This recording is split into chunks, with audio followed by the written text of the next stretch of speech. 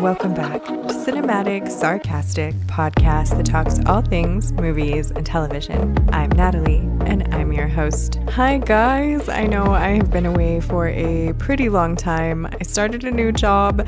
I was expecting to be able to do that new job in combination with the podcast. It's been a lot more difficult than I anticipated to do both at the same time. So I did take a little break, probably about a month and a half, maybe a little bit less than that, I want to say. But I should be back now. I am recording a couple of episodes over the Labor Day weekend. So if you are hearing this, then I have succeeded in doing that. And I am going to have a couple of pre-recorded episodes. That way I can try and get myself caught up on some of the things that I am very behind on talking about. So today's episode, we are going to talk about Alien Earth. And I do have a little bit of apprehension, I will say, about talking about Alien Earth. Probably because I think I am maybe in some aspects of my opinion on the opposite side of the table from, I think, the majority of audiences that are watching this. In no capacity am I going to say that I hate this or I think it's terrible, nothing like that. But it is not what I expected or what I was hoping for from the television series, but we will get into kind of what my thoughts are on it. Now, Alien Earth is taking place, I believe, 2 years prior to the events of Alien, and as far as I know, the show is canon. I think that the way that this is going is that they've ditched Covenant and Prometheus as far as the canon storyline, and that this sort of fits in there. So this would be, before Alien. I'm not exactly sure where Romulus fits into that. I guess probably between Alien and Aliens. I can't exactly remember where that belongs in timeline wise. And so this one really sort of touches a lot more. I had heard, anyway, we'll back up in my thought process. I had heard that Ridley Scott had mentioned quite a few times that Alien and Blade Runner were happening sort of in the same timeline. They were connected to each other. And we know that Wayland and Tyrell are kind of doing some of the same stuff as far as synthetic human beings are concerned. And so when Alien Earth was first sort of announced, I had heard quite a few rumors that it was going to delve more deeply into that relationship between Tyrell and Wayland, and that there was going to be, some connection finally in, show form or movie form between Alien and Blade Runner. Well, yes and no is happening with Alien Earth. We don't see Tyrell in this, though they do discuss sort of the different varying types of synthetics. It does not go into specifics as far as the synthetics that Blade Runner is talking about and that company. It is a totally different company. I want to say the company is called Prodigy, something of that nature, and it is run by kind of this skeezy boy. I can't remember what he calls himself. Boy Cavalier, I think is what it is, but he's got this whole Peter Pan and Wendy creepy dynamic thing happening here, and he has created the first ever, I guess, hybrid human, so human brain synthetic body. And I don't like it. I will say that is my biggest sort of dislike about Alien Earth, is that I do not like this dynamic of a grown man being incredibly obsessed with little children's brains in adult bodies. And I register wholeheartedly that potentially it's just something that gives me the ick and isn't something that, the audiences are really considering or thinking about, but it is something that gives me the ick. And on top of that, I really don't like the way that those characters are portrayed. And unfortunately, those hybrid characters are our main characters. So we are following these adults with children's brains. But in my opinion, it's not acted in a way that would be realistic. Like, they are acting realistically like children, I guess, dialed up to 10, right? But they're not acting like terminally ill children, in my opinion. Anyone who has had any sort of experience, and I'm sorry if you have, experience with terminally ill children really one of the things that stands out, at least to me, having had some of that experience myself, is how mature they are and how, they do still have those childlike tendencies. They are still children, of course. They still do like all of the same things that a normal 6-year-old or 8-year-old or 12-year-old would enjoy. But there is just something that happens in a child's mind when you are going through terminal illness and you are, you're facing something that a child should not have to face, and that is their inevitable end of life, right? And that just brings out a part of a child that I feel like we are missing with these characters, is that maturity, that adultness sort of happening before its time. And I do understand that in this case, in a television series, it's difficult to portray that. But we have these sort of just children who don't seem to have any of that. They were all terminally ill. This hybrid human experiment was really how it saved their minds, their brains, and themselves, I guess, by putting them into a synthetic body. And it's mentioned a couple of times in the show that they don't have feelings the way that a human would have feelings.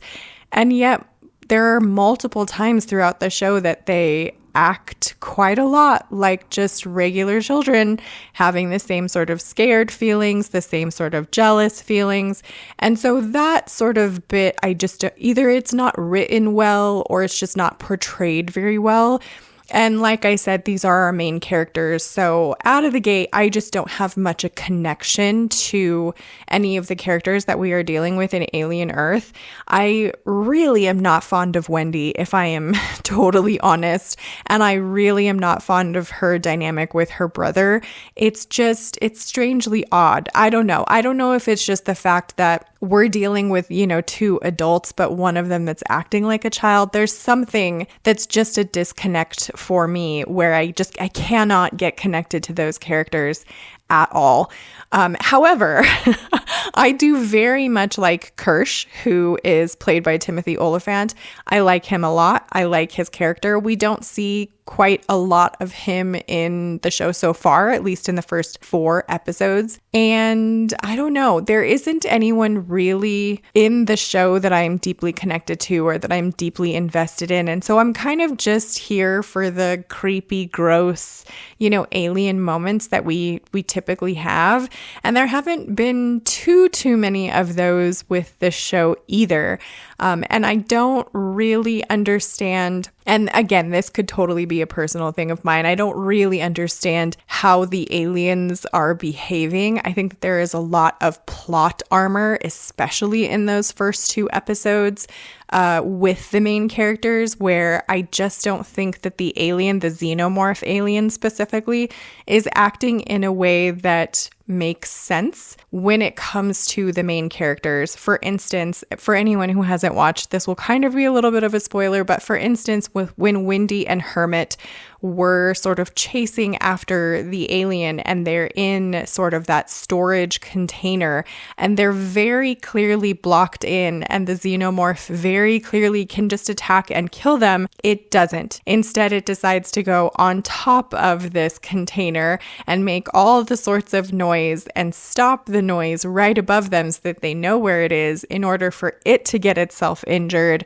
And it just doesn't make sense, right? It just doesn't, to me, make sense how that works. And then another question that I had, and this one might just be, I don't quite understand what's happening here, but they did open up a face hugger and take out the little sort of Squidward, baby tadpole Xeno and stick it into, some sort of container with Hermit's damaged lung. And that is a human lung that the xenomorph has gone into. And so I'm confused as to why when the baby came out, it does not look human-like. It just sort of looks like a worm. I'm confused by that because all of the xenos that seem to gestate inside of a human take on those human characteristics. And so I'm confused why this one, if it's just something to do with being in the tank or, I don't know exactly why it looks the way it looks. Maybe I missed it in the show.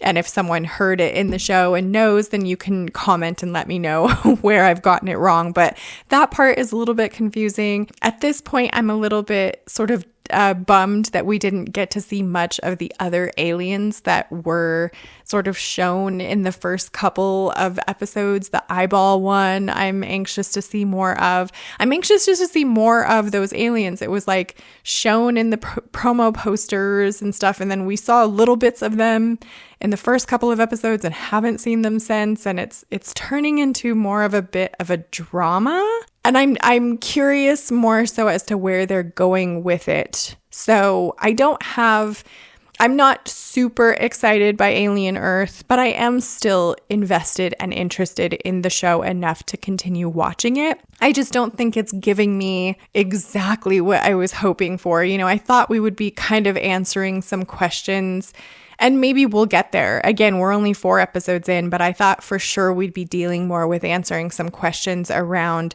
sort of how Wayland knew that these aliens were out there, where they were, and where to send, you know, Ripley's ship, like how they knew where the Nostromo would be and like how to send it out there.